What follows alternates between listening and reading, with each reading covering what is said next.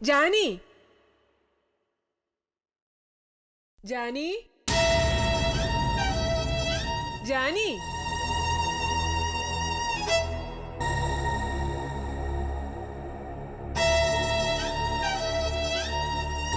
നിന്നെ എത്ര നേരായിട്ട് ഞാൻ വിളിക്കുന്നു.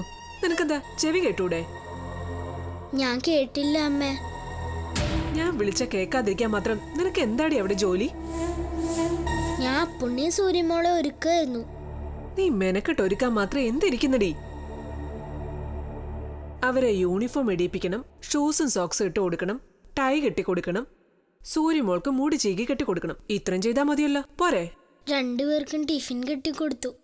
ഓ, മലമറിക്കുന്ന ജോലിയല്ലേ ടിഫിൻ കെട്ടിക്കൊടുത്തുന്ന്. പിള്ളേരെ രാവിലെ കുളിപ്പിച്ചോടി. അവരുടെ ഹോംവർക്ക് പറഞ്ഞു കൊടുത്തോ? ആ. എന്ത് ചോദിച്ചാലും ആ ഊ. എങ്ങനെയൊക്കെയാ ചെയ്തു വെച്ചിരിക്കുന്നതെന്ന് ആർക്കറിയാം? പിള്ളേർക്കെന്താടി ടിഫിൻ കൊടുത്തു വിട്ടത്? സൂര്യമോക്ക് ബ്രെഡ് ഓംലെറ്റും, അപ്പുണ്ണിക്ക് പുട്ടും കടലയും. ഉച്ചയ്ക്ക് ആരെങ്കിലും പുട്ടും കടലയും കൊടുത്തു വിടുവോടി? ഇവള് പണി ലാഭിക്കുന്ന രത്നമ്മേ.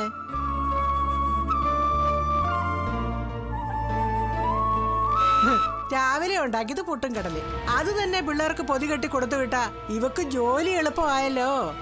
പുട്ട് മതിന്ന് അപ്പുണ്ണി നിർബന്ധിച്ച് പറഞ്ഞത് കൊണ്ടാ. നിനിപ്പത്തിച്ചു എന്നിട്ട് ഞാൻ കേട്ടില്ലല്ലോ. അമ്മമ്മ അതിന് അടുക്കളയിലേക്ക് വന്നേ ഇല്ലല്ലോ, പിന്നെങ്ങനെയാ കേക്കുന്നേ? ആഹാ, അത് പിന്നെ ഞാൻ അടുക്കള വന്ന് എപ്പോഴും തപസരിക്കണോടി. എന്തൊക്കെയാ ചെയ്യേണ്ടതെന്ന് ഞാൻ പറഞ്ഞു തന്നിട്ടില്ലേ?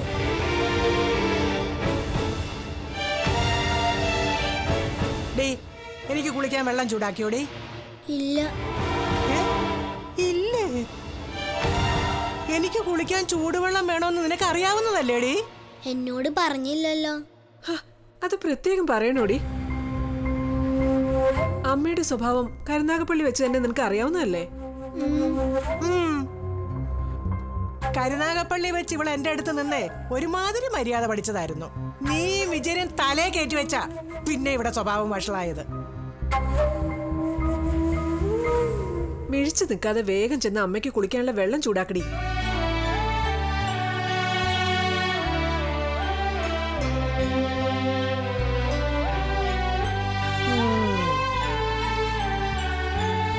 ആ, 2 ആഴ്ചത്തേക്ക് ഞാനിവിടെ ഉണ്ടല്ലോ. അനുസരണ എന്താണെന്നേ ഞാൻ ഇവളെ പഠിപ്പിക്കാം.